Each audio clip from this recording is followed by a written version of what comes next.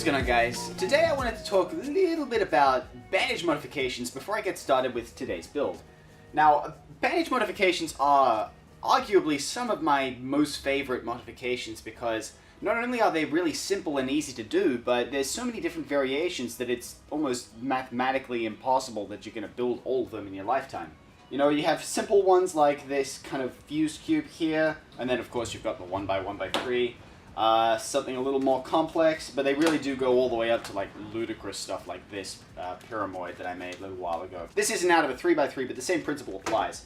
But there is one thing that I haven't been able to do with bandage modifications. Now, the idea of a bandage modification is you take pieces that are next to one another and you fuse them together. That way they're locked together and they can't be moved apart. This constricts movement and it makes solving a lot more difficult. But you don't just have to fuse pieces that are next to one another together. Say, for example, if you had a 3x3 and you fused this corner to this corner. Physically, they aren't next to one another, so it's kind of impossible with the traditional bandaging methods. But if you were to actually find a way to physically connect them together, then it would still classify as a bandage modification, and it would have a really different solve to the usual bandage mods. So I wanted to kind of explore bandaging a couple of pieces that weren't directly adjacent to one another together so that I could see what kind of puzzle I'd end up with. This is something that was mainly explored by Oscar van Deventer, and there's a couple of, I think they're called Handlebar cubes or something like that, and they basically have like this big bar that comes out and over. I'm going to try and do something like that, but I also want to mix in a bit of the traditional bandaging modification in there as well, just to kind of make it a little more mainstream. But anyways, I also wanted to say that I'm trying not to submit to the no epoxy gods.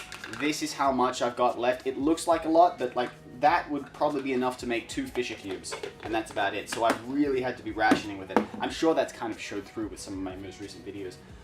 So I'm gonna be doing the bicarb soda no epoxy method for this build, but of course the same epoxy sculpt method applies if you want to build this for yourself. So enough talking, let's get started.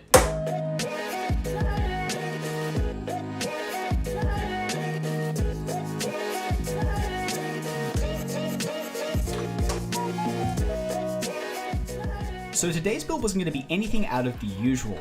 I've already covered these modifications extensively before, and I'm sure you guys know the drill as to how I build this puzzle. I started by gluing all the pieces together, and then I disassembled the puzzle and I filled the gaps of each of the pieces.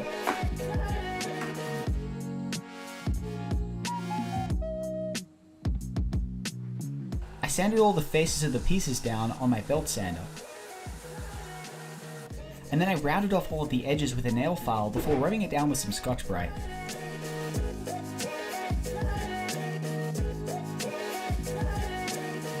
After I did that, I reassembled the puzzle just to check the movement and make sure everything was functioning correctly. I was happy to see that it was, so it was time to move on with the fun part of this modification. So I had an Allen key here that I really wanted to use as the handlebar part of this mod, but I bent it a little too far out of shape and I couldn't use it, so I had to throw it away and find something else to use. After a little bit of digging, I found this piece of bar that was actually already bent to the correct shape, and so I drilled a couple holes with the correct diameter, and then I slotted the handlebar in place. I thought this was really cool because these two pieces on their own turned just fine, but now they were bandaged together so you could only move the center slice and the 2 outlying faces. After I did that, I took all the stickers off and then I rubbed everything down with Scotch-Brite just to make sure the paint would stick to it before painting it all black. I didn't bother keeping the bar metallic because I wanted it to be black like the rest of the plastic. I think it just looks a lot nicer this way. As you can see here, the puzzle is extremely constricted. I can only move the outlying faces and the M-slice. The rest of the puzzle is all bandaged together.